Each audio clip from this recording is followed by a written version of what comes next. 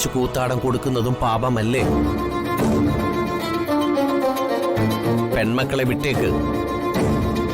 അച്ഛൻ ജോലിന്ന് പിരിഞ്ഞപ്പോ കിട്ടിയ തുക 2 ആൺമക്കൾക്ക് വീതിച്ചു കൊടുക്കാത്തത് കൊടും ചതിയാ. ഈ പണം ആർക്കും കൊടുക്കാൻ ഞാൻ സമ്മതിക്കില്ല. അതെനിക്ക് തന്നെ വേണം. വെറുതെ പാപം കിട്ടുന്ന കാര്യങ്ങളൊക്കെ ആലോചിച്ച് ഉറക്കം കളയാതെ കിടന്നുറങ്ങാൻ നോക്ക്.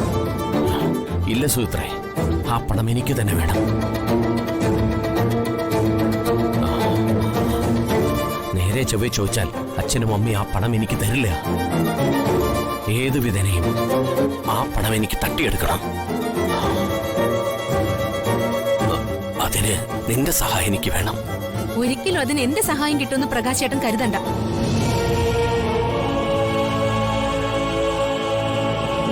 പട്ടിണി കിടന്ന് വളർന്നതാണെങ്കിലും ഉണ്ട ചോറിന് നന്ദി കാണിച്ചേ ഈ സുചിത്രയ്ക്ക് ശീലമുള്ളൂ. മക്കളെ കൊണ്ട് ദുരിതങ്ങൾ മാത്രമുള്ള അച്ഛനും അമ്മയ്ക്കും ഈ മരുമകളെ കൂടി ദുരിതമായിട്ട് ഒരിക്കലും മാറില്ല.